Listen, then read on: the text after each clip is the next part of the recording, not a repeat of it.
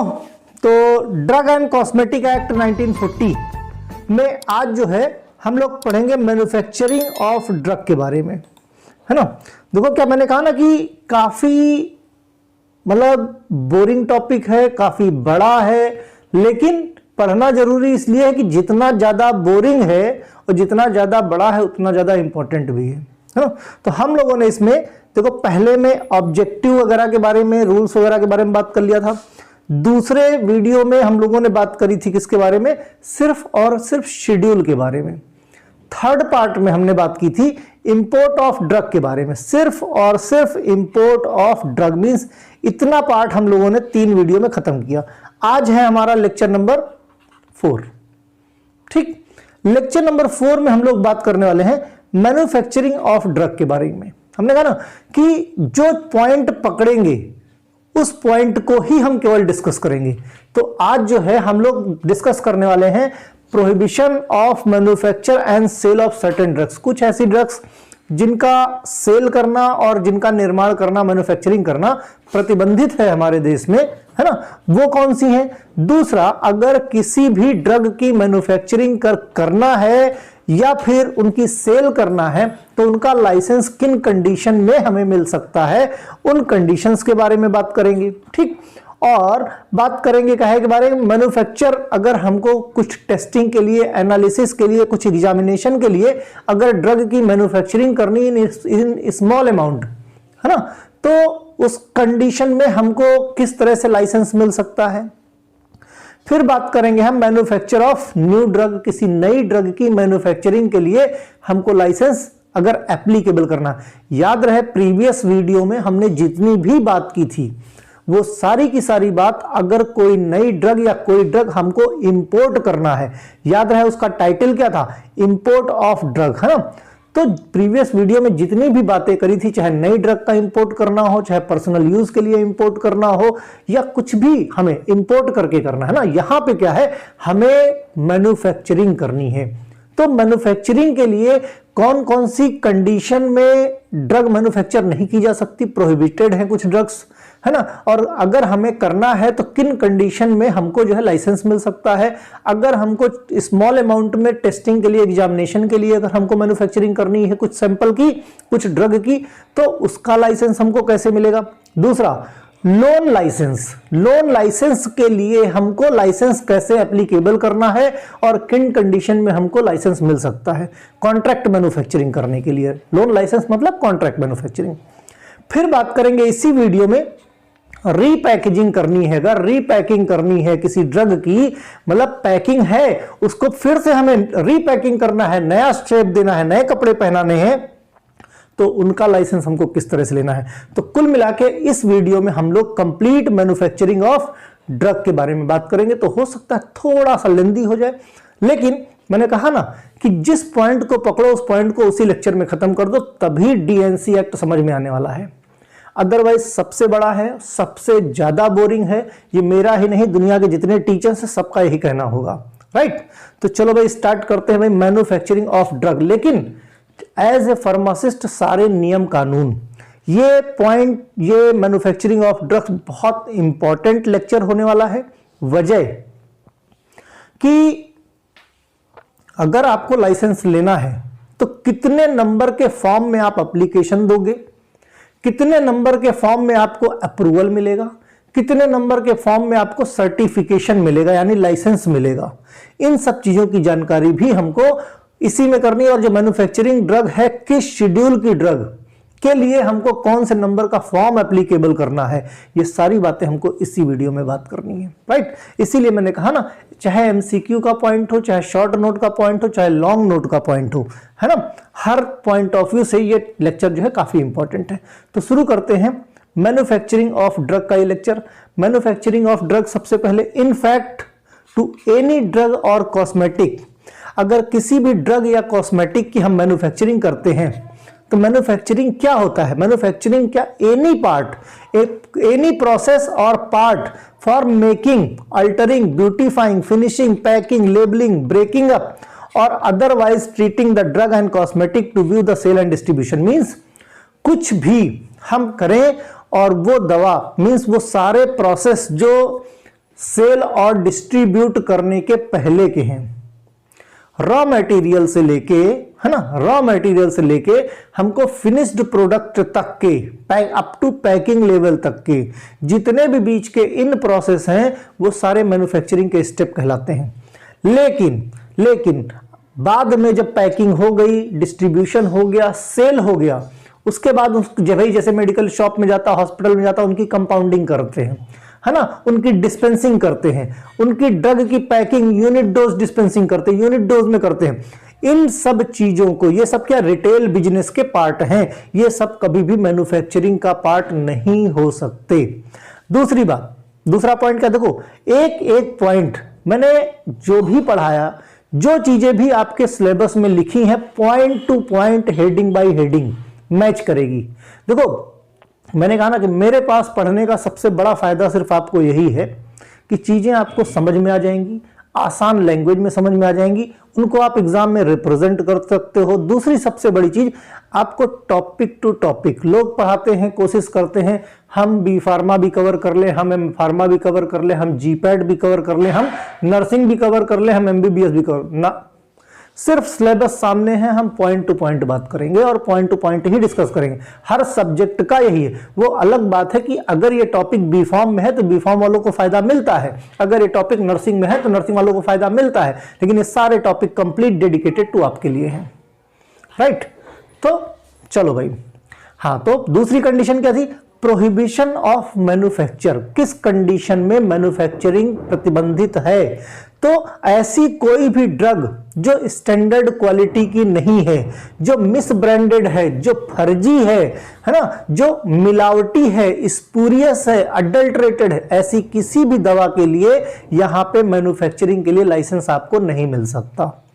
दूसरी, पेटेंट या proprietary medicine, किसी एक का स्वामित्व है, किसी एक का एकाधिकार है, उसने खुद फॉर्मूला बनाया है, उसने उस पर खर्चा किया है, उसने रिसर्च किया, उसने उसको अपने नाम पे पेटेंट करा रखा है, तो जब तक उसके नाम पे उस ड्रग का पेटेंट है तब तक किसी और को उस दवा की मैन्युफैक्चरिंग करने की परमिशन नहीं दी जा सकती।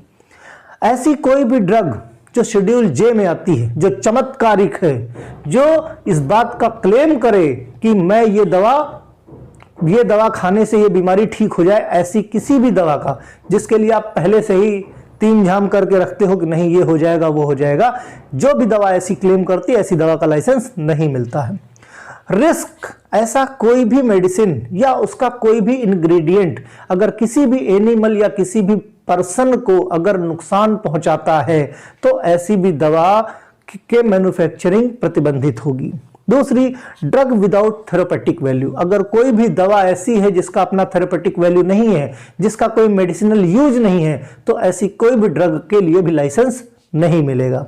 प्रिपरेशन कंटेनिंग साइक्लोमेट्स के लिए भी हमारे यहाँ पे दवा का लाइसेंस नहीं प्राप्त होता है।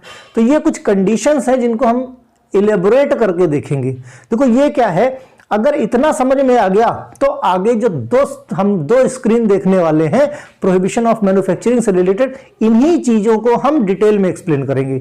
हमने बता इसलिए दिया क्योंकि आपके कॉन्सेप्ट क्लियर हो जाए, राइट। चलो भाई, prohibition for the manufacturing and sale of certain drugs, ठीक।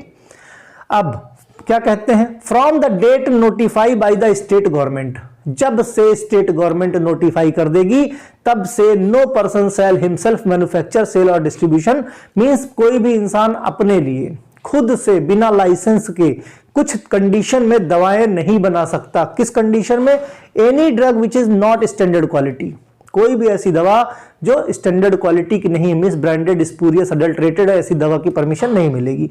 कोई भी cosmetic which is not standard quality, कोई भी चाहे ड्रग हो चाहे कॉस्मेटिक हो, दोनों के लिए कंडीशन सेम है। अगर कॉस्मेटिक की भी अगर आप जो वैरायटी देखो, आप उसमें जो केमिकल्स इस्तेमाल कर रहे हो, जो रॉ मटेरियल इस्तेमाल कर रहे हो, जो एक्टिव फार्मास्यूटिकल इंग्रेडिएंट इस्तेमाल कर रहे हो, उसके बाद जो आपका फिनिश्ड गुड बनता है, फाइनली आपका जो कॉस्मेटिक बनता है, अगर वो स्टैंडर्ड क्वालिटी का नहीं है, मिस ब्रांडेड है, एडल्ट्रेटेड है, मिलावटी है, लोगों को नुकसान पहुंचा सकता है, तो ऐसी कॉस्मेटिक की परमिशन नहीं मिलेगी। कोई भी ऐसी मेडिसिन जिसका फार्मूला पेटेंट है, अब अगर पेटेंट है तो वो डिस्क्लोज नहीं करेगा, लेबल पे अगर डिस्क्लोज नहीं है तो उसकी परमिशन नहीं दी जा सकती। ऐसी कोई भी ड्रग जो परपोर्ट करे काहे के लिए, to cure, mitigate, prevent any disease specified in schedule J. Schedule J की दवाएं जो चमत्कारिक दवाएं हैं, drug and magic remedies act already मैं पढ़ा चुका हूं, है ना। तो वो ऐसी सारी दवाओं का जो मैन्युफैक्चरिंग है वो क्या है, प्रतिबंधित है। एनी कॉस्मेटिक कंटेनिंग इंग्रेडिएंट विच में रेंडर टू अनसेफ और हार्मफुल, कोई भी कॉस्मेटिक जो कोई भी इंसान अगर इस्तेमाल करता है तो वो उसको नुकसान पहुंचा सकता है। बहुत सारी ऐसी कॉस्मेटिक्स हैं जो कैंसर कॉजिंग है, बहुत सारी ऐसी कॉस्मेटिक है जो लगाने से स्किन का कैंसर हो जाता है। लोग पहले तो ब्यूटिफिकेशन के लिए खूब रगड़ रगड़ के लगाते हैं और बाद में, है ना।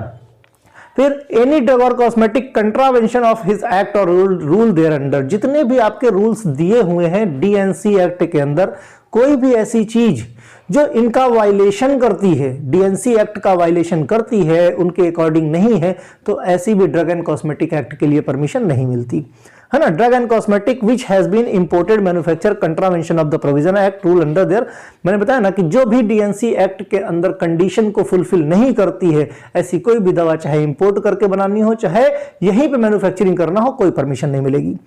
Every person not being manufacturer, हर इंसान मैन्युफैक्चरर नहीं हो सकता, है ना। Of the drug and cosmetic his agent distributed shall be so required disclose the inspector's name, मतलब ऐसे किसी को भी मैन्युफैक्चरिंग लाइसेंस नहीं मिलता, बाकायदे इंस्पेक्टर्स होते हैं। इंस्पेक्टर्स क्या करते हैं, प्रेमाइसेस का इंस्पेक्शन करेंगे, जो रॉ मटेरियल आप इस्तेमाल कर रहे हो उसका इंस्पेक्शन करेंगे, जो स्टाफ वहां पे है, जो टेक्निकल स्टाफ है जो मैन्युफैक्चरिंग करेगा, पार्टिसिपेशन करेगा, सुपरविजन करेगा, उसका कुछ ना कुछ एक्सपीरियंस होना चाहिए और उसकी भी रिक्वायरमेंट्स दी गई हैं कि इन कंडीशन में ही इंसान मैन्युफैक्चरिंग के लिए एलिजिबल हो सकता है, राइट। तो स्क्रीनशॉट लेते रहो। चीजें देखो मैंने बताया ना कि रटी नहीं जा सकती, समझने की कोशिश करो, इसीलिए मैं आसान शब्दों में समझाने की कोशिश कर रहा हूं। इनको अपने लैंग्वेज में, अपनी भाषा में रिप्रोड्यूस करने की कोशिश करना एग्जाम में। फार्मेसी, लॉ, एथिक्स रटा नहीं जा सकता, कितनी मोटी किताब है, कितना रटोगे। अब टाइप ऑफ मैन्युफैक्चरिंग लाइसेंस, बहुत ध्यान से जो पॉइंट बता रहा हूं उनको सुनना।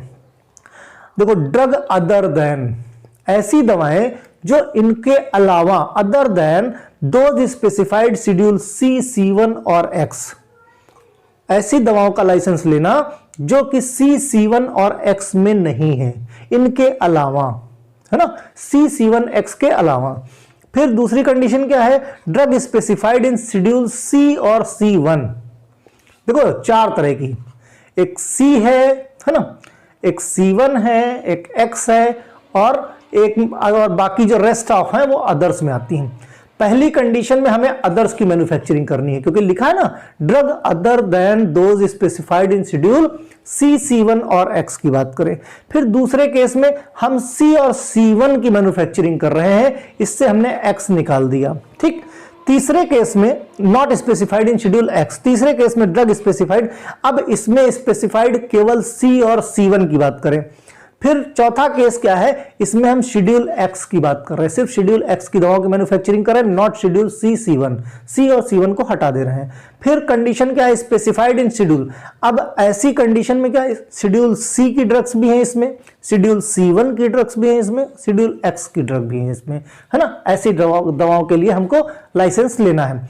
Drug for purpose of the examination test analysis, जैसे कुछ ऐसी ड्रग्स की हमको मैन्युफैक्चरिंग करनी जो बहुत स्मॉल अमाउंट में, भाई किसी का एग्जामिनेशन करना है, टेस्ट करना है, एनालिसिस करनी है, भाई जैसे हम लोग रिसर्च करने जाते हैं तो बाहर से भाई कोई केमिकल है अगर लोकल मार्केट में अवेलेबल नहीं है तो बड़ी बड़ी मैन्युफैक्चरिंग कंपनियों से मंगवाते हैं। किस चीज के लिए, तो बाकायदे एप्लीकेशन लिखते हैं कि भाई मैं इस टॉपिक पर रिसर्च कर रहा हूं, है ना, उस चीज के लिए मुझे इतने ग्राम इस सैंपल की जरूरत है, मींस स्मॉल अमाउंट में, तो उसकी अगर मैन्युफैक्चरिंग करनी है, क्योंकि भाई एग्जामिनेशन टेस्टिंग के लिए हमको केमिकल बनाना है, बाद में अगर वो सक्सेसफुल होता है तब हम फिर बड़े अमाउंट में बनाएंगे, है ना, तो उसके लिए भी लाइसेंस लेना पड़ता है। लोन लाइसेंस, रीपैकिंग लाइसेंस और ब्लड प्रोडक्ट्स के लिए लाइसेंस, यानी शेड्यूल F के लिए। भाई ब्लड प्रोडक्ट किसमें थे, याद करो, शेड्यूल F में थे, है ना। इसी तरह से बीच बीच में मैंने शेड्यूल्स के कुछ शॉर्ट्स भी डालने शुरू किए ताकि बार बार देखते रहोगे, अपने आप रिकॉल हो जाएंगे, राइट। तो इतने तरीके के मैन्युफैक्चरिंग लाइसेंस की बात हम इस टॉपिक पे इसी वीडियो में करने वाले हैं, ओके। अब allopathic drug, allopathic drug type of manufacturing license किसके लिए, एलोपैथिक। एलोपैथिक जो हमने अभी बात, other than schedule C, C1, X, इसके लिए इसकी रीपैकिंग करनी है ना। दूसरा शेड्यूल C1, लेकिन X नहीं है, इसमें ओन प्रमाइसेस और लोन लाइसेंस दोनों तरीके से हम कर सकते हैं। शेड्यूल X की दवा के लिए अगर हमको लाइसेंस लेना है तो इसके लिए आपका अपना प्रमाइसेस होना चाहिए, कॉन्ट्रैक्ट मैन्युफैक्चरिंग नहीं चलेगी। शेड्यूल C और C1 अपनी प्रमाइसेस में भी आप कर सकते हो, कॉन्ट्रैक्ट मैन्युफैक्चरिंग यानी लोन लाइसेंस से भी करवा सकते हो। शेड्यूल C1X, जहां भी शेड्यूल X आ जाता है वहां पे आपको ओन प्रमाइसेस पे प्रेफरेंस ज्यादा दिया जाता है। शेड्यूल C1X ओन प्रमाइसेस पे। फिर drug purpose for examination analysis, है ना, तो ये एलोपैथिक ड्रग्स के लिए टाइप ऑफ क्या है, लाइसेंसेस हैं कि इतने तरीके से ले सकते हैं। आसान है, एक दो बार पढ़ोगे तो याद हो जाएगा, है ना, क्योंकि हम लोग भी भाई B फॉर्म किया हमने भी, M फॉर्म किया हमने भी, तो हम लोगों ने भी पढ़ी है ये सब। तब हमारे टाइम पे फार्मेसी लॉ एथिक्स नहीं, तब इसको जूरिस्प्रूडेंस कहा जाता था। इवन अभी भी आपका चाहे नेशनल हेल्थ मिशन की जॉब निकली हो, चाहे आपका आने वाला एग्जिट एग्जाम हो, वहां पे यही बताया गया है आपको कि जूरिस्प्रूडेंस पढ़ना है। वो और कुछ नहीं है, सेम टॉपिक है, कुछ टॉपिक ऐड और कर दिए गए हैं जो रिलेवेंट हैं, है ना, फार्मेसी लॉ एथिक्स में। अब टाइप ऑफ मैन्युफैक्चरिंग लाइसेंस की बात करें जो हमने की थी अभी, मैन्युफैक्चर ऑफ ड्रग कौन सा, अदर देन C1X, ऐसी सारी दवाएं जो C1X को छोड़ के हैं उनकी हमें मैन्युफैक्चरिंग करनी है। तो इसका जो हमें लाइसेंस है किसमें अप्लाई करना पड़ेगा, फॉर्म नंबर 24। ये चीजें याद रखना कि किस चीज के लिए, तो मैन्युफैक्चरिंग करनी है ड्रग्स की कौन सी, जो अदर देन शेड्यूल C1X है, इसको अप्लाई करेंगे फॉर्म नंबर 24 में। ठीक, काहे के लिए, चाहे न्यू अप्रूवल हो या फिर रिन्यू लाइसेंस करना हो। Manufacture medications other than those listed in schedule C1X means ऐसी सारी दवाएं जो C1X को छोड़ के हैं, उनका अगर हमें एप्लीकेशन करना है तो फॉर्म नंबर 24 में करना पड़ेगा। फॉर्म नंबर 25 और 25F use to issue appropriate license, इस चीज का जो लाइसेंस है जो इशू होगा वो किसमें इशू होगा, अप्लाई, देखो ध्यान से, अप्लाई करेंगे हम फॉर्म नंबर 24 में, है ना, अप्लाई करेंगे और हमको ग्रांट, हमको लाइसेंस किसमें मिलेगा, फॉर्म नंबर 25 और 25F में। ठीक, कि इसमें लाइसेंस हमको मिलेगा। एप्लीकेशन फॉर ग्रांट, या तो हमको नया एप्लीकेशन करना है या रिन्यूअल के लिए करना है लाइसेंस को, तो उसके लिए हमने किसमें करना, 24A में। किसके लिए, 24A, टुगेदर विद फीस कितनी, 6000 रुपए, और इंस्पेक्शन चार्ज, जब आप इंस्पेक्शन करवाओगे तो उसका चार्ज लगेगा 1500 रुपए LA का, है ना, जो भी आपका जो लोकल अथॉरिटीज होगा वहां का। And license shall be issued in 25A, हमने बताया ना। फिर क्या करना है भाई, एप्लीकेशन लाइसेंस ग्रांट करने के लिए या रिन्यू करने के लिए, और आपको मिलेगा किसमें, 25A में, 24A में। ठीक, ये बात हो गई 24A में, है ना, लोन, ठीक है। फिर for each additional item additional cost, कोई अगर एडिशनल आइटम के लिए भी आप लाइसेंस ले रहे हो तो उसके लिए 300 रुपीज पर आइटम आपको पे करना पड़ेगा अलग से। Licence to form 25F valid कब, 5 साल के लिए। याद रहे कि वैलिडिटी पूछते हैं MCQ में। MCQ में कौन कौन सा है भाई, है ना, वो किस फॉर्म कितने नंबर में आपको अप्लाई करना है, किस नंबर में आपका, कितने नंबर में आपको ग्रांट मिलती है किसके, लाइसेंस की, कितने दिन के लिए है, जो हमें मैन्युफैक्चरिंग करनी है drug other than schedule C1X की, इनकी जो वैलिडिटी होगी लाइसेंस की वो 5 साल होगी जिस डेट से इशू किया जाता है। Renew application is submitted prior the license expiration, जब भी लाइसेंस आपका एक्सपायर होने वाला है, चूंकि प्रोसेसिंग में टाइम लगता है इसलिए लगभग 6 महीने पहले आपको रिन्यू के लिए एप्लीकेशन कर देना है, ताकि एक्सपायर होने से पहले आपकी का रिन्यूअल वाला लाइसेंस आ जाए, है ना। और within the 6 month of the license of expiration, 6 महीने के अंदर, लाइसेंस एक्सपायर होने के 6 महीने के अंदर हमको वापस से एप्लीकेशन कर देना है, और जो भी वैलिड एक्स्ट्रा चार्जेस हैं वो चार्जेस पे कर देना है। ठीक, license is not renewed 6 month of expiration date, it is considered to have expired. अगर आपका लाइसेंस एक्सपायर हो गया, आपने 6 महीने तक रिन्यू नहीं कराया, तो उसके बाद आपका लाइसेंस रिन्यू नहीं होगा, वो डेड हो गया मान लो। अब आपको फिर से अगर आपको उसको जिंदा करना है तो वो जिंदा नहीं होगा, अब आपको नया लाइसेंस बनवाना पड़ेगा। किसके लिए, manufacturing of other than schedule C1X के लिए। क्लियर, ठीक। फॉर्म नंबर 24 में हम अप्लीकेबल करेंगे, हमको 25 में 25 और 25F में हमको ग्रांट मिलेगी। ध्यान रहे 5 साल की वैलिडिटी होगी, 6 महीने के अंदर रिन्यूअल होने के मींस एक्सपायर होने के 6 महीने के अंदर अप्लीकेबल कर देना है। अगर आप रिन्यू नहीं करवाते हो 6 महीने तक तो क्या होगा, आपका एक्सपायर्ड हो जाएगा, डेड हो जाएगा, फिर आपको नया लाइसेंस लेना पड़ेगा। किस कंडीशन में आपको ग्रांट होगा? जिस प्रेमाइसेस में आप मैन्युफैक्चरिंग करने वाले हो वो शेड्यूल एम के जितने भी मानक हैं, जितने भी स्टैंडर्ड हैं, उन सबको फुलफिल कर रहा हो। Should be adequate facility for testing separate from manufacturing. Manufacturing area अलग होगा आपका और टेस्टिंग एरिया अलग होगा, यानी क्वालिटी कंट्रोल यूनिट आपकी अलग होगी। दोनों सेपरेट होंगे कि यहां पे आपने मैन्युफैक्चरिंग किया और अलग से हट के यहां पे आपने टेस्टिंग करी। इस तरह का आपका प्रेमाइसेस में फैसिलिटी होनी चाहिए। Should B adequate storage facility, जो भी आप मैन्युफैक्चर कर रहे हो उसको स्टोर करने के लिए सफिशिएंट आपके पास स्पेस होना चाहिए। Should be record maintain at least 2 year from the date of expiration. देखो जिस डेट से आप मैन्युफैक्चरिंग करते हो उस डेट से लगभग 3-5 साल तक, लगभग 5 साल तक आपको स्टोर करना है ना। और अगर जब एक्सपायर हो जाता है तो एक्सपायरी डेट के 2 साल बाद तक, दवा के एक्सपायरी डेट के 2 साल बाद तक आपको सारे डॉक्यूमेंट प्रिजर्व करके रखने हैं, स्टोर करके रखने हैं। फर्निश डेटा फॉर स्टेबिलिटी, जो भी स्टेबिलिटी टेस्टिंग लगाई जाती है उस डेटा को भी हमें स्टोर करके रखना है 2 साल तक।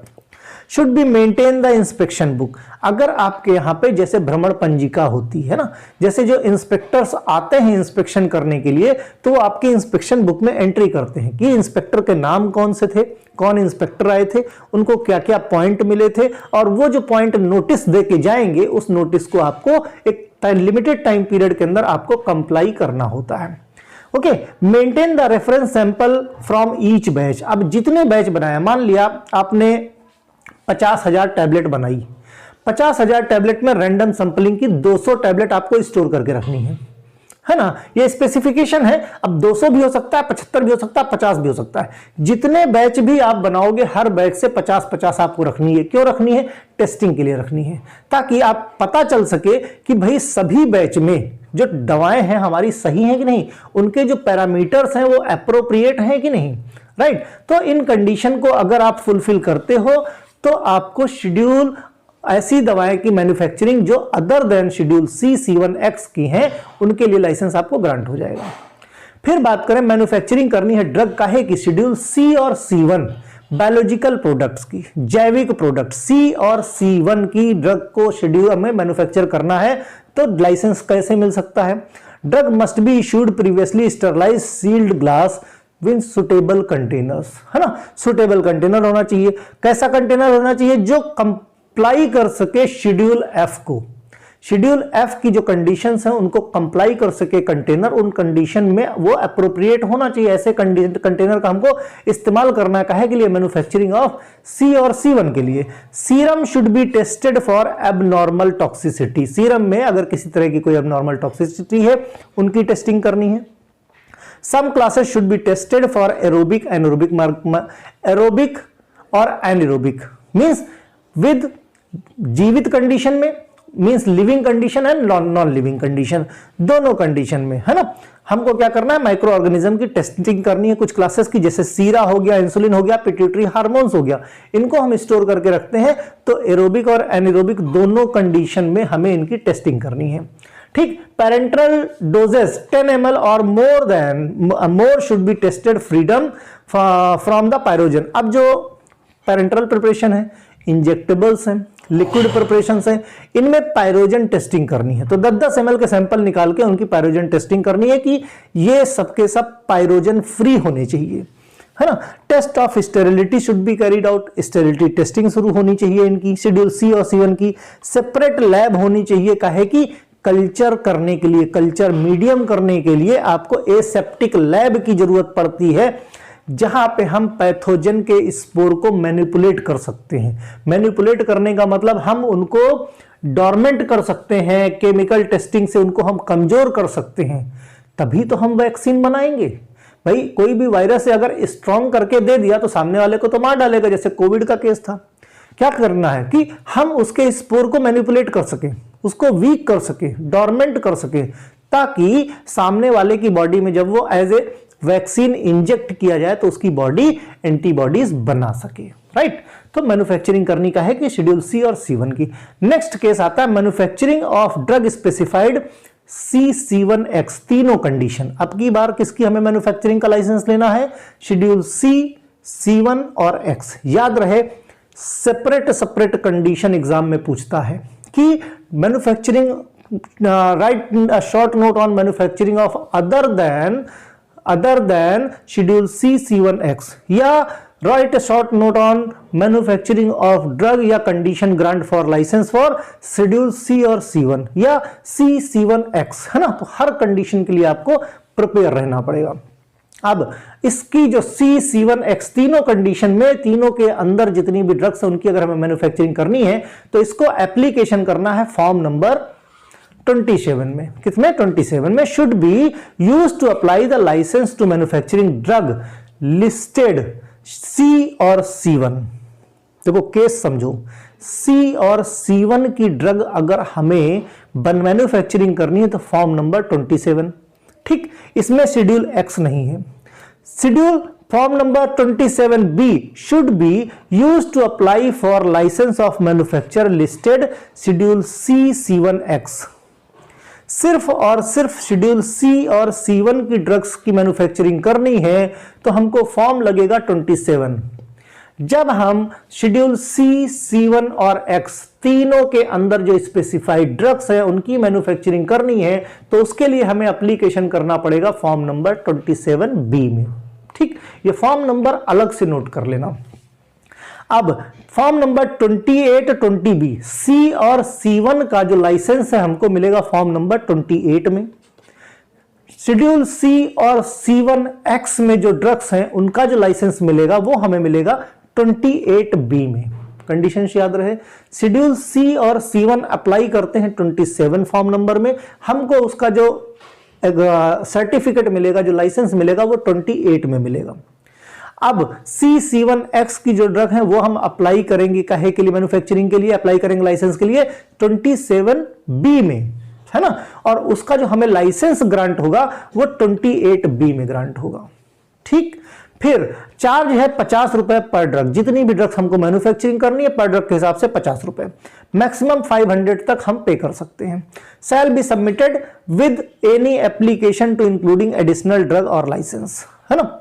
फिर अब किस कंडीशन में लाइसेंस ग्रांट होगा? यहां पे भी है conditions. If renewal application submitted before the date of expiration, expire होने के पहले अगर हम एप्लीकेशन कर देते हैं। If an application is submitted after, दूसरा केस क्या है? अगर एक्सपायर होने के बाद हम अगर एप्लीकेशन करते हैं। Factory condition must be fulfil criteria set fourth the schedule M and M3। अब देखो दोनों ही कंडीशन में, चाहे हम एक्सपायर होने के पहले रिन्यू के लिए एप्लीकेबल को एप्लीकेशन करें या एक्सपायर होने के बाद, दोनों कंडीशन में आपका जो इंफ्रास्ट्रक्चर है, जो प्रोमाइसेस है, वो शेड्यूल M और M3 की कंडीशन को फुलफिल करना चाहिए, राइट। तभी आपको लाइसेंस ग्रांट होगा। Applicant must provide sufficient space, means schedule M premises, equipment, plant, storage condition, atmospheric condition, सब कुछ एज पर नॉर्म्स होना चाहिए, एज पर ड्रग स्पेसिफिकेशन होने चाहिए, ठीक है। Applicant must provide sufficient personal facility, laboratory equipment. Application में सब चीजें जो एप्लीकेंट है वो दिखाएगा, इंस्पेक्शन में बताएगा और डॉक्यूमेंट इससे रिलेटेड लगाएगा जब एप्लीकेशन करेगा कि जो पर्सनल्स हैं, जो उसके यहाँ स्टाफ हैं, वो सफिशिएंट वेल क्वालिफाइड है, वेल ट्रेन्ड है, वेल एक्सपीरियंस है, और जो फैसिलिटीज हैं, लेबोरेटरी इक्विपमेंट है, वेल इक्विप्ड है। जहां पे हम जो भी प्रोडक्ट बनाएंगे उसकी स्ट्रेंथ, क्वालिटी, प्योरिटी की टेस्टिंग एज पर रूल कर सकते हैं, ऐसा प्रॉमिस दिखाना पड़ेगा। और जो प्रीवियस में हमने किया है उसका डेटा हमको सबमिट करना पड़ेगा। Adequate storage facility, procured medication, जो भी मेडिकेशन मैन्युफैक्चरिंग के दौरान बनाएंगे उनको स्टोर करने के लिए हमारे पास फैसिलिटी होनी चाहिए। LA must be provided with the data of stability. LA जो होगा आपका जो लीगल अथॉरिटी होगा, जो अधिकारी होगा वहां पे, जो पीसीआई के तहत इंस्पेक्शन के लिए भेजा जाएगा, वो सारा का सारा डेटा चेक करेगा, जो प्रीवियस डेटा है और जो आपने करंट में अप्लाई किया है, यानी फैसिलिटी अप्रूवल के लिए। जीएमपी की जितनी भी गाइडलाइंस हैं वो सारी guidelines fulfil, good manufacturing practice की गाइडलाइन फुलफिल होनी चाहिए। Data should be provided manufacturing patent और प्राइवेट मेडिकेशन। अब आप पेटेंट मेडिकेशन बनाने जा रहे हो या प्राइवेट मेडिकेशन बनाने जा रहे हो, इसका जो भी है आपको फॉर्म में टिक करना है और उससे रिलेटेड आपको डेटा सबमिट करना होगा, राइट। अब मैन्युफैक्चरिंग करनी हमको शेड्यूल एक्स की ड्रग, शेड्यूल एक्स की सेपरेट। देखो हमने पहले ऐसी दवा जो अदर मिसलेनियस थी, जो सी में भी नहीं थी, C1 में भी नहीं थी, एक्स में भी नहीं थी। दूसरे नंबर पे हमने क्या किया, ऐसी दवाएं जो सिर्फ शेड्यूल सी और C1 में थी, ठीक। तीसरे नंबर पे हमने मैन्युफैक्चरिंग की कंडीशन देखी शेड्यूल C1 एक्स की, ठीक। अब हम जो चौथे नंबर का देखने जा रहे हैं, ऐसी ड्रग्स जो शेड्यूल एक्स में है, सिर्फ manufacture of drug including in schedule x का। तो कंडीशन क्या होगा, account of all transaction regarding manufacturing should be maintain seriously preserve for 5 year. जो भी ट्रांजैक्शंस करने हैं, जो भी मैन्युफैक्चरिंग करना है, जो भी रिकॉर्ड है, जो भी डेटा है आपके पास, वो सब कुछ मैन्युफैक्चरिंग डेट से 5 साल तक आपको प्रिजर्व करके रखना है। Have sent invoice sale licensing authority every 3 month. जो कुछ, चूंकि ये जो ड्रग्स है भाई नारकोटिक कैटेगरी की है, एनडीपीएस एक्ट है ना, हमने पूरा NDPS act, narcotic drug and psychotropic substance, NDPS act पूरा पढ़ा है। कितना खतरनाक है इनका, तो एक एक स्टेप पे ही जो है इनकी जांच होती है। इसीलिए जो कुछ भी आप बाहर से मंगाते हो मैन्युफैक्चरिंग के लिए रॉ मटेरियल, या जो कुछ भी आप सेल आउट करते हो, डिस्ट्रीब्यूट करते हो, हर 3 महीने पे इनवाइस आपको अथॉरिटी को, जो भी लाइसेंसिंग अथॉरिटी है, उनको भेजते रहना है। अगर उसमें किसी तरह की कंट्रोवर्सी हुई तो इंस्पेक्टर्स चेक करके एट द टाइम आपका लाइसेंस कैंसिल कर सकते हैं, ठीक। Store drug in direct custody for the responsible person, ठीक। जो भी रिस्पॉन्सिबल पर्सन है उसकी डायरेक्ट कस्टडी में हमको स्टोरेज करना है जो भी हमने मैन्युफैक्चरिंग कर रही है। मींस किसी न किसी की जवाबदेही होगी। क्यों? क्योंकि बहुत डेंजरस ड्रग है, इसी को हम बोलते ही डेंजरस एक्ट की ड्रग्स हैं, है ना। Preparation must be labelled as XRX, schedule X की दवाएं हैं, है ना। तो marketed in packing not exceeding 100 unit dose. Marketed in packing means 100 unit से ज्यादा कि डोज हमको एक बार में कंसाइनमेंट नहीं बनाना है, चाहे टैबलेट हो चाहे कैप्सूल हो, और ओरल लिक्विड 300 ml के और इंजेक्शन 500 ml के, इससे ज्यादा के हमको नहीं बनाने हैं। मींस ऐसा नहीं है कि 10 ml 15 ml 20 ml का किसी को लगा दोगे पागल हो जाएगा अगला, है ना। तो इससे ज्यादा की डोज नहीं बनानी है। ओरल सस्पेंशन या ओरल लिक्विड लेना है, 300 ml से ज्यादा के आपको वायल्स नहीं मिलेंगे, राइट। तो ये कुछ कंडीशंस हैं शेड्यूल एक्स की दवाएं, अगर आप इनको फुलफिल करते हो तभी आपको लाइसेंस ग्रांट होगा, अदरवाइज लाइसेंस ग्रांट नहीं होगा। अब नेक्स्ट केस क्या आता है, manufacturing of drug for examination करना है हमको, टेस्टिंग करनी है, एनालिसिस करनी है ना। अब हमको ड्रग्स बड़े लेवल पे नहीं मैन्युफैक्चर करना है, हमको बेचने नहीं जाना है मार्केट में, हमको सेल नहीं करना है, हमको किसी के ट्रीटमेंट में नहीं इस्तेमाल करनी है, हमको लैब पर्पस पे इस्तेमाल करनी है, एग्जामिन करना है, किसी चीज की डायग्नोसिस करनी है, टेस्टिंग करनी है, रिसर्च करनी है, एनालिसिस करनी है। उनके लिए भी तो दवा बनानी पड़ेगी। तो ऐसी दवा की मैन्युफैक्चरिंग करनी है तो उस केस में हमको कैसे क्या करना है वो देखेंगे हम। For the manufacturing of any medicine in tiny quantity, in small quantity, for किस लिए, पर्पज ऑफ इवेल्युएशन, टेस्टिंग के लिए, टेस्ट एनालिसिस, इन सब के लिए भी लाइसेंस रिक्वायर्ड है, लाइसेंस हमको लेना पड़ेगा। If a person intending to produce drug other than those listed, अब इसमें भी केस है, जो हम टेस्टिंग करेंगे ये अदर देन शेड्यूल C1X हुआ, है ना, और medication listed in schedule C1, या तो कैसा है, देखो other than those listed means इनके अलावा, कौन सी इनके अलावा, C1X के अलावा जो दवाएं हैं, या फिर ऐसी मेडिसिन जो C और C1 में लिस्टेड है। In relation to such drug he should apply the license form number 29, ठीक। अदर देन शेड्यूल C1X, या फिर ऐसी दवाएं जो शेड्यूल C और C1 में है, ऐसी दवाओं का टाइनी क्वांटिटी में अगर मैन्युफैक्चरिंग करना है तो हमको एप्लीकेशन करना है फॉर्म नंबर 29 में, है ना। मैंने कहा ना फॉर्म नंबर लिखते जाओ एक जगह। If the drug is not recognized for safe use the license for 29 form number 29 is only issued once and no objection certificate for the central government appointed by LA is presented। बहुत सारी ऐसी दवाएं हैं जो means safe नहीं है, है ना, हार्मफुल हैं पब्लिक के लिए भी और जो टेस्टिंग करने जा रहा है उसके लिए भी, लेकिन ऐसा नहीं है कि उनकी टेस्टिंग नहीं की जाती, उनकी टेस्टिंग की जाती है ना। उसको उसी को लाइसेंस मिलेगा जो स्किल्ड पर्सन है। भाई वो नुकसान पहुंचा सकती ना, लेकिन सामने वाला टेस्ट करेगा कि इसमें हम कौन सा मॉडिफिकेशन कर दें कि जहर से हम वरदान बना दें। भाई केमिकल्स हैं, केमिकल में कोई एक सब्स्टिट्यूशन कर दो तो वो जहर बन जाए, वहीं पे सब्स्टिट्यूशन दूसरी पोजीशन पे कर दो तो वो अमृत बन जाए। यही तो ब्यूटी ऑफ केमिस्ट्री है।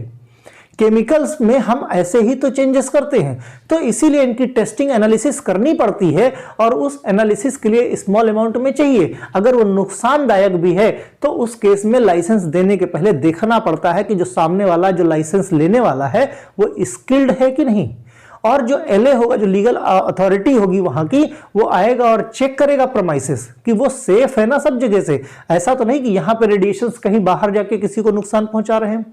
जो भी आप हार्मफुल केमिकल का इस्तेमाल कर रहे हो, केमिकल इस्तेमाल करने के बाद जो भी रिजेक्शंस निकलते हैं, जो भी वेस्ट मटेरियल्स निकलते हैं, उनका डिस्पोजल किस तरीके से होगा, इन चीजों के बारे में भी लोकल अथॉरिटीज क्या करती हैं, वेरीफाई करती हैं। ठीक, अगर सब कुछ ठीक रहा तो वो नो ऑब्जेक्शन सर्टिफिकेट दे देंगे, और जब नो ऑब्जेक्शन सर्टिफिकेट मिल जाएगा तो आपको लाइसेंस ग्रांट हो जाएगा।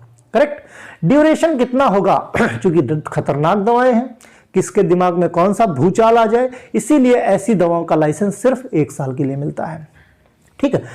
Drug should be stored containers with the label stating the purpose of they were created. जो भी ऐसी दवाएं हैं, जो कंटेनर्स हैं, उन पे बाकायदे लिखा होगा कि ये जो मेडिसिन है ये किस पर्पस के लिए मैन्युफैक्चर की गई हैं, किस पर्पस के लिए मैन्युफैक्चर की गई हैं, है ना। तो उस पे लेबल बाकायदे लिखा होना चाहिए।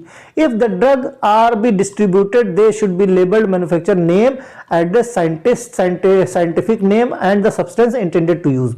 अगर कोई भी दवा आप मैन्युफैक्चर करते हो और उसको कहीं भेजते हो किसी को, भाई कोई मंगवाता है आपसे टेस्टिंग के लिए, है ना, तो उस पे लेबल पे किसने उसको मैन्युफैक्चर किया, मैन्युफैक्चरर का नाम, है ना, जो उस कंपाउंड का जो साइंटिफिक नेम है उसका, जहां पे आपको भेजना है उसका एड्रेस, जिसने मैन्युफैक्चरिंग किया उसका एड्रेस, और किस पर्पस के लिए वो बनाया गया, इंटेंडेड फॉर यूज, है ना। ये सारी डिटेल लेबल पे होनी चाहिए, तभी आपको लाइसेंस मिल सकता है मैन्युफैक्चरिंग के लिए, टेस्टिंग के लिए, एनालिसिस के लिए। इन सारी कंडीशन को फुलफिल करना पड़ेगा। अब इन कंडीशन को फुलफिल किया तो कुछ और एडिशनल कंडीशन है, तभी आपको ग्रांट मिलेगी लाइसेंस की। क्या? Drug should be only for purpose for which they were created. सिर्फ उसी पर्पस के लिए दवा इस्तेमाल की जाए जिस पर्पस के लिए उसको बनाया गया है। ठीक। लाइसेंसी should be allow the inspector inspect the premises. लाइसेंसी जिसने लाइसेंस लिया है वो इंस्पेक्टर्स को अलाउ करेगा 24/7 विदाउट नोटिस, वो किसी भी प्रमाइसेस में जाके सैंपलिंग कर सकता है। ठीक। Licensee must maintain the track quantity medication created and given to each individuals. ठीक। Licensee must keep the inspection book. Inspection book रखना है, ऑर्डर बुक रखना है। जो भी इंस्पेक्टर्स आएगा तो वो देखेगा कि प्रीवियस में किस इंस्पेक्टर ने उसको इंस्पेक्ट किया था और वो कौन सा पॉइंट देके गया था, उस पॉइंट को आपने फुलफिल कर लिया कि नहीं कर लिया। तो ये एक क्या है, लाइसेंसी के लिए गुड इंप्रेशन होता है। ठीक। अगर कोई प्रॉब्लम फाउंड हुई तो फिर प्रॉब्लम हो जाएगी। Licensee must be follow the letter rule LA given by the not less than 1 month notice. अगर किसी भी तरह का पॉइंट दे के जाता है लोकल ऑफिसर, लोकल अथॉरिटी दे के जाती है, तो फिर वहां पे आपको 1 महीने के अंदर आपको उस नोटिस का जवाब देना रहता है। ठीक। ये बात हुई। अब मैन्युफैक्चरिंग करनी है नई दवा की, new medicine, new drug, defined medicine whose composition in such that is not widely accepted among the specialists as the safe under the suggestion in situation। भाई कोई भी नई दवा है, नई दवा आपको मैन्युफैक्चरिंग करनी है तो उसके बारे में बहुत सारा डेटा हमारे पास नहीं रहता। जब बनाओगे तभी तो डेटा आएगा, है ना। तो बहुत सारे वाइडली एक्सेप्टेड है ये कि बहुत सारे स्पेशलिस्ट हैं जो इसके लिए एक्सेप्टेबल नहीं होते हैं, है ना। बहुत सारे पैरामीटर्स हैं भाई, कोई नई ड्रग की आप लेके जाओगे नया प्रोजेक्ट, तो कौन पैसा लगाना चाहेगा नए प्रोजेक्ट में, भाई सक्सेस होगा नहीं होगा इस बात की कोई गारंटी नहीं होती है ना। तो लाइसेंस मिलना थोड़ा सा मुश्किल होता है। लेकिन no new medicine can be developed without first receiving permission from the LA। तो कोई भी नई दवा की परमिशन तब तक नहीं मिल सकती जब तक कि वहां पे पहली बार जो LA है उसका परमिशन ना मिल जाए। तो परमिशन कब मिलेगा, जब आप सारे डॉक्यूमेंट्री प्रूफ दिखाओगे कि जो आप बनाने जा रहे हो उसकी स्टैंडर्ड क्वालिटी, प्योरिटी, स्ट्रेंथ के ऑल रिलेटेड जो नेसेसरी डॉक्यूमेंट्स हैं वो सारे डॉक्यूमेंट्स सर आप क्या करोगे, सबमिट करोगे। जो उसका थेरेपेटिक यूज है, उसका रिजल्ट क्या है, वो सारी चीजें आप अप्लाई करोगे। फिर LA उसके रिगार्डिंग उसको क्रॉस वेरीफाई करेगा और अगर उसको सही लगता है, सेटिस्फाई होता है, तो वो नो ऑब्जेक्शन सर्टिफिकेट देके आपको बनाने की परमिशन दे सकता है। When registering for the license to manufacture new drug or its preparation, an applicant must be included document that the drug is already been approved by with his application, है ना। तो अगर आप रजिस्टर करने जाते हो कोई भी नई दवाई जो बनानी है आपको, या तो आपके पास पहले से रजिस्टर्ड है, नहीं रजिस्टर्ड तो आप उसको रजिस्टर करोगे और उससे रिलेटेड सफिशिएंट डॉक्यूमेंट आप भाई जैसे मान लिया PCI में रजिस्ट्रेशन करने जाते हो, तो जो भी डॉक्यूमेंट उसने बताए हैं, जो पूछे हैं, वो सारे डॉक्यूमेंट अगर आप नहीं अप्लाई करते हो, सारे डॉक्यूमेंट नहीं देते हो, तो फिर आपका रजिस्ट्रेशन कैंसिल हो जाएगा। तो सफिशिएंट डॉक्यूमेंट किसी भी चीज के लिए जो भी उसकी साइट पे लिखे हैं कि ये चीजें आपको देनी है तो वो आपको देनी पड़ेगी। नहीं देते हो तो लाइसेंस नई ड्रग के मैन्युफैक्चरिंग के लिए नहीं मिलेगा। नेक्स्ट पॉइंट आता है लोन लाइसेंस का। लोन लाइसेंस हम पहले भी काफी सारी बात कर चुके हैं, फिर भी यहां पे कुछ देखते हैं। Loan license are the name of the these type of license when the individual applicant who does not have own production arrangement। ऐसा इंसान, ऐसे मीन्स जो एप्लीकेशन करता है उसके पास अपना खुद का फैसिलिटी, खुद का मैन्युफैक्चरिंग फैसिलिटी नहीं है।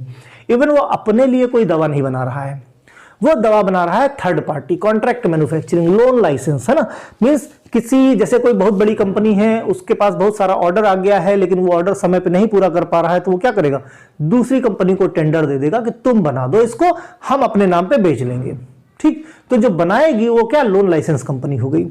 ठीक है, लेकिन जो लोन लाइसेंस ले रहा है उसकी विश है कि वो दूसरे के लिए मेडिसिन बनाए, लाइसेंसी फैसिलिटी है ना।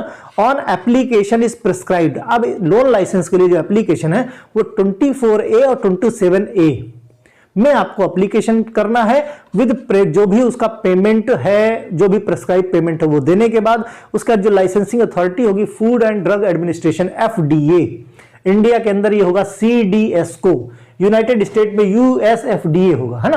तो अलग अलग कंट्री का अलग अलग रेगुलेटरी जो एजेंसी होती है वही वहां की लाइसेंसिंग अथॉरिटी होती है। वो आएगी, चेक करेगी, क्रॉस वेरीफाई करेगी और सब कुछ अगर अप टू द मार्क रहा, अप टू गाइडलाइन रहा तो आपको अप्रूवल मिल जाएगा। लोन लाइसेंस आर इशूड किसके लिए, other than specified C1X and drug specified in C और C1 के लिए। लोन लाइसेंस किसके लिए मिल सकता है, शेड्यूल C और C1 की ड्रग के लिए, और ऐसी ड्रग्स जो अदर देन शेड्यूल C1X में इनलिस्टेड है उनके अलावा।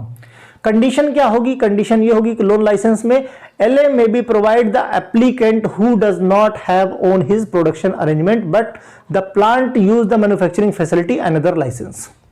मतलब किस कंडीशन में, जो एप्लीकेंट है उसके पास अपनी खुद की मैन्युफैक्चरिंग फैसिलिटी नहीं है लेकिन दूसरे की मैन्युफैक्चरिंग फैसिलिटी में वो थर्ड पार्टी कॉन्ट्रैक्ट मैन्युफैक्चरिंग करने को तैयार है, उसके अंदर स्किल है और वो जो प्रमाइसेस है वहां पे सब कुछ स्टाफ जो है स्किल्ड है, मींस उसके पास हाँ भाई एक्सपीरियंस है, बनाने का एक्सपीरियंस है, स्टोरेज फैसिलिटी है, टेस्टिंग लैब है, सब कुछ अप टू द लिमिट है।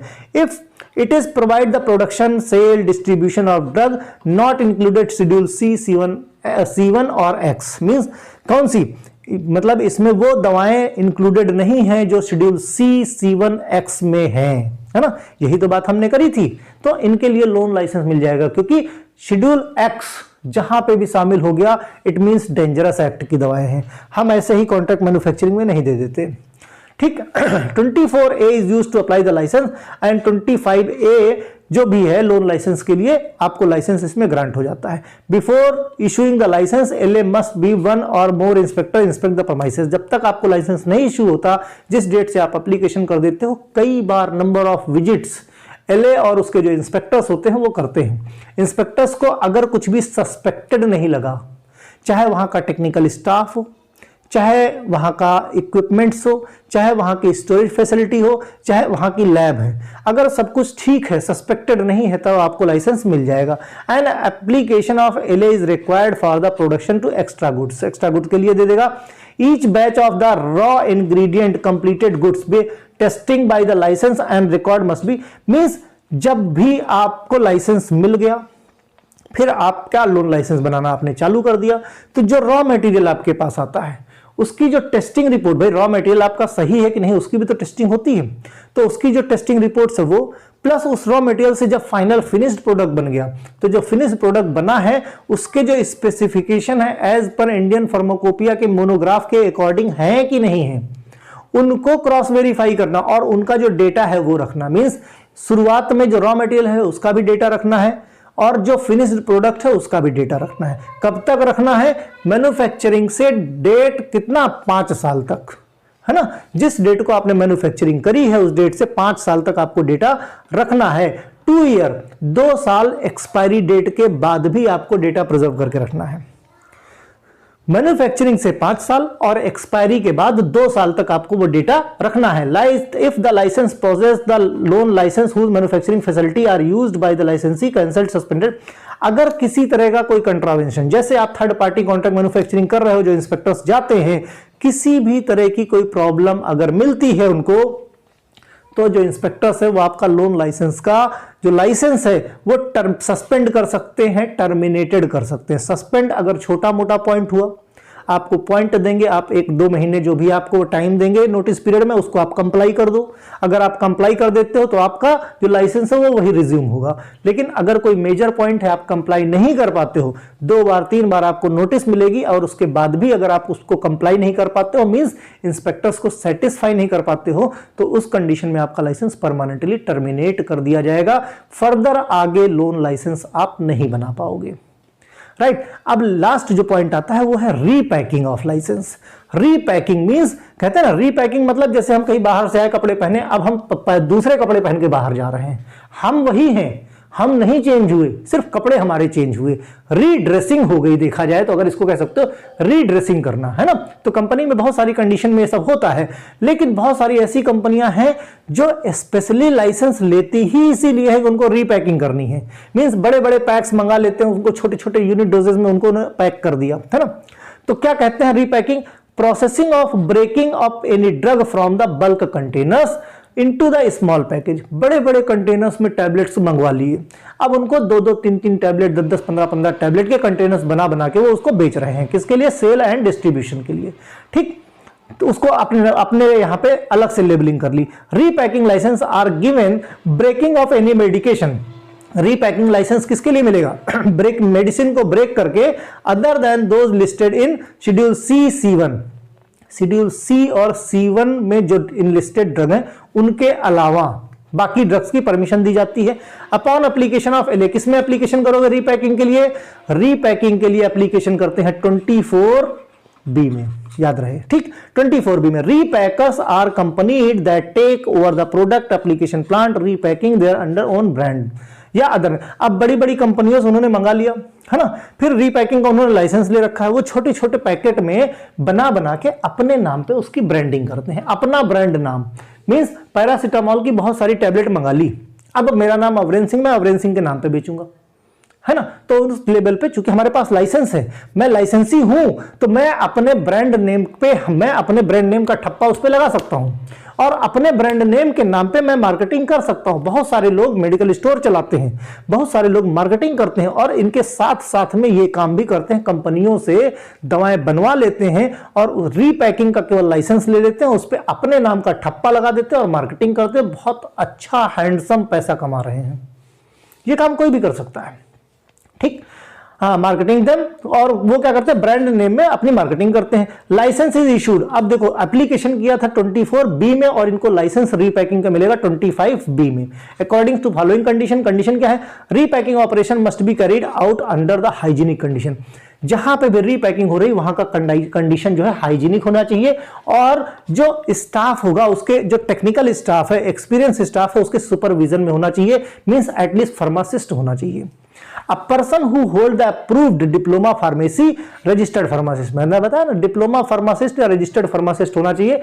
ऐसा इंसान ही ये रीपैकिंग का लाइसेंस ले सकता है या वहां पे रीपैकिंग कर सकता है। Person who have pass the intermediate examination, chemistry principal subject होना चाहिए, उसका होल्ड होना चाहिए, ऐसा इंसान भी रीपैकिंग कर सकता है। Person who pass the matriculation at least 4 years practical, means 4 साल का मैन्युफैक्चरिंग एक्सपीरियंस होना चाहिए। या तो अगर 10th पास है, वर्कर ग्रेड का है ना, 4th ग्रेड का है, 10th पास है, फिर भी मैन्युफैक्चरिंग कंपनी में उसको क्या है 4 साल का एक्सपीरियंस होना चाहिए, तो इस केस में भी वो रीपैकिंग में पार्टिसिपेट कर सकता है, रीपैकिंग का काम कर सकता है। ठीक, factory condition must be specify the condition prescribe schedule M, schedule M के अकॉर्डिंग रीपैकिंग की सारी प्रमाइसेस होनी चाहिए। Applicant must have the premises adequate facility for testing, separate testing facility होनी चाहिए, सेपरेट इसकी रीपैकिंग की यूनिट होनी चाहिए। Licence must be kept at the premises produce on the DI, means जो लाइसेंस है वो कौन देने वाला है, DI देने वाला है। जब वहां पे इंस्पेक्शन करेगा, इंस्पेक्शन के बाद अगर उसको कोई पॉइंट नहीं मिला तो any change competent staff must be reported, अगर आप वहां पे रीपैकिंग कर रहे हो, किसी स्टाफ में कोई चेंज आता है, किसी को निकालते हो, कोई नया स्टाफ रखते हो, तो आपको वहां के एलए को उसके डॉक्यूमेंट सबमिट करने पड़ेंगे कि भाई जो नया स्टाफ हमने रखा है, देख लो इसकी ये क्वालिफिकेशन है, ये एक्सपीरियंस है, इसको हम लोग रख रहे हैं, ये कंपिटेंट स्टाफ है ना, रीपैकिंग का काम कर लेगा। एडिशनल आइटम एप्लीकेशन लेबल, अब अगर रीपैकिंग जब आप करते हो किसी चीज की, तो उस पर क्या है, रीपैकिंग का रजिस्ट्रेशन नंबर, लाइसेंस नंबर लिखना है। उसमें क्या लिखोगे, लिखोगे आरपीजी, आरपीजी मतलब रीपैकेजिंग लिखा रहेगा, आरपीजी लिखा है, इट मींस आप लाइसेंस नंबर देख के जान जाओगे कि ये ओरिजिनल नहीं है, ये रीपैकिंग करके बेचा गया है, और आगे लाइसेंस नंबर लिखा रहेगा। लाइसेंस वैलिड कितना होगा, जिस डेट से इशू होता है 31 December of the year following the year which is granted, जिस ईयर में वो ग्रांट हुआ है उसके 31 दिसंबर तक, 31 दिसंबर तक ये वैलिड रहेगा, चाहे 2 साल के लिए हो, चाहे 3 साल के लिए, जो भी कमिंग आने वाला 31 दिसंबर होगा तब तक के लिए रीपैकिंग का लाइसेंस, आपका licence remain valid up to 31 December of the year following the year in which granted, है ना, जब तक के लिए ग्रांट है, जो भी लास्ट ईयर होगा, अगर 5 साल के लिए ग्रांट है तो जो 5वां साल आपको मिलेगा उसका 31 दिसंबर तक ही रीपैकिंग का लाइसेंस वैलिड है। अगर रिन्यू कराना है तो 6 महीने पहले आपको अप्लाई कर देना होगा। ये बात है रीपैकिंग की। अब जो हमने फॉर्म नंबर की भी बात की, हमने इसको टेबलेटेड फॉर्म में रखा है, इतने फॉर्म नंबर बताए वो याद नहीं होते आसानी से, तो उनको टेबलेटेड फॉर्म में क्या है, क्लास ऑफ ड्रग जो लाइसेंस हमें रिक्वायर्ड है, ठीक, दूसरे केस में किस में एप्लीकेशन करना है, ये जो है कॉलम किसका है जिसमें हमें एप्लीकेशन करना है, इसमें लाइसेंस इशू होगा, दूसरे नंबर में लाइसेंस इशू होगा, और तीसरे नंबर में हमको सर्टिफिकेट इशू हो रहा है। पहला case drug other than schedule C1X, उनके लिए हमें ड्रग के लिए एप्लीकेशन करना है, तो किसमें करोगे, 24 नंबर के फॉर्म में। लाइसेंस मिलेगा 25 नंबर में, और सर्टिफिकेट रिन्यूअल लाइसेंस जो होगा वो 26 में। ड्रग जो स्पेसिफाइड है शेड्यूल एक्स में, उनके लिए हमें अगर एप्लीकेशन करना है तो 24F में, और लाइसेंस हमको ग्रांट होगा 25F में, ठीक, और रिन्यूअल लाइसेंस हमको किसमें प्राप्त होगा, 26F में। याद रहे, टेबल याद कर लोगे, काफी मदद मिल जाएगी। ड्रग स्पेसिफाइड ऐसी जो शेड्यूल, देखो पहले, सबसे पहले हमेशा याद रखो, drug other than schedule C1X, दूसरे नंबर पे शेड्यूल X है, तीसरे नंबर पे शेड्यूल C और C1 है। इसको एप्लीकेशन करेंगे 27 में, हमको जो लाइसेंस मिलेगा 28 में, और रिन्यूअल अगर कराना है तो 26 में, ठीक। अब drug specified in schedule C1X की बात अगर हम करते हैं, जो तीनों में है, तो उसके लिए 27B में एप्लीकेशन करेंगे, 28B में हमको लाइसेंस मिलेगा, और 2F 2F में हमको रिन्यूअल लाइसेंस मिलेगा। अब लोन लाइसेंस की बात करें, लोन लाइसेंस की मैन्युफैक्चरिंग करनी काहे के लिए, अदर देन ऐसी ड्रग्स जो C7X से हटके हैं, उनके अलावा तो 24A में हमको एप्लीकेशन करना है, 25A में हमको लाइसेंस मिलेगा, 26A में हमें रिन्यूअल के लिए एप्लीकेशन करना है। ठीक, फिर लोन लाइसेंस मैन्युफैक्चरिंग किसमें, स्पेसिफाइड शेड्यूल कौन सी, C7 में, इसमें X जो है एक्सक्लूडिंग है। मींस अब ऐसी दवाओं का हमें लोन लाइसेंसिंग करना है, मींस मैन्युफैक्चरिंग करना जो C7 में तो है लेकिन शेड्यूल X की नहीं है इसमें, तो 27A में हम एप्लीकेशन करेंगे, 28 में हमको क्या लाइसेंस मिलेगा, 26A जो है ये हमारा काहे के लिए है, ये हमारा रहेगा रिन्यूअल के लिए। अगर रीपैकेजिंग का लाइसेंस लेना है, रीपैकेजिंग का लाइसेंस लेना किसके लिए, ऐसी दवाएं जो शेड्यूल C और C1X की हैं, तो हमको एप्लीकेशन करना है 24B में, लाइसेंस मिलेगा हमको 25B में और रिन्यूअल करेंगे हम 26B में, है ना। तो ये फॉर्म नंबर है, ये फॉर्म नंबर जानने जरूरी हैं, 2-4 बार पढ़ोगे अपने आप दिमाग में बैठ जाएंगे। भाई देखो तीन ही चार चीजें हैं, एक ऐसी दवाएं जो अदर देन शेड्यूल C7X की हैं, ऐसी दवाएं जो शेड्यूल C7 में है, ऐसी दवाएं जो शेड्यूल C7X तीनों में है, चौथी कंडीशन ऐसी दवाएं जो शेड्यूल X में है। यही 4 कंडीशन से चाहे लोन लाइसेंस ले लो, चाहे रीपैकिंग ले लो, चाहे नॉर्मल ले लो, चाहे न्यू ड्रग्स ले लो, सब में सबकी कंडीशन इंडिविजुअली हमने डिस्कस कर ली। 1-2 बार वीडियो देखोगे, आसान है, वही चीजें घूम घूम के सब जगह पे हैं। एक का लाइसेंस का कंडीशन तुमको पता चल गया तो सबका पता चल जाएगा। अब अगर फुलफिल नहीं करते हो ये कंडीशंस तो ऑफेंसेस और पेनल्टीज देख लो इसकी। मैन्युफैक्चरिंग के केस में अगर मैन्युफैक्चरिंग करते हो आप कोई स्पूरियस ड्रग, तो आपको 1 से 3 साल का इंप्रिजनमेंट और 5,000 रुपए फाइन। 2 से 6 अगर दोबारा, पहली बार पकड़े गए इतना हो गया, दोबारा फिर पकड़े गए मींस सब्सीक्वेंट कन्विक्शन किया तो 2 से 6 साल का इंप्रिजनमेंट और फाइन बढ़ा के डबल यानी 10,000 कर दिया जाएगा। अगर अडल्टरेटेड ड्रग की अगर मैन्युफैक्चरिंग आपने कर ली तो 1 साल का इंप्रिजनमेंट और 2,000 रुपया फाइन। दोबारा अगर सब्सीक्वेंट किया तो 2 साल का इंप्रिजनमेंट और 2,000 रुपया फाइन, या दोनों हो सकता है। मैन्युफैक्चरिंग किया ऐसी दवाओं की जो कि हमारे डीएनसी एक्ट का वायलेशन करता है, प्रोविजन का कंट्रावेंशन करता है, उस केस में 3 महीने की जेल हो सकती है और 500 रुपए फाइन। लेकिन दोबारा सब्सीक्वेंट ऑफेंस आपने सेम किया तो यही डबल हो जाता है, 6 महीने की जेल हो जाएगी, 1,000 रुपए का फाइन हो जाएगा सब्सीक्वेंट कन्विक्शन में। तो ये रही ऑफेंसेस एंड पेनल्टीज। इसी के साथ मैन्युफैक्चरिंग ऑफ ड्रग्स का जितना भी पार्ट था ये हमने डीएनसी एक्ट में कवर कर लिया। किसी तरह की कोई समस्या फील हो रही हो तो कमेंट करो। Okay, bye.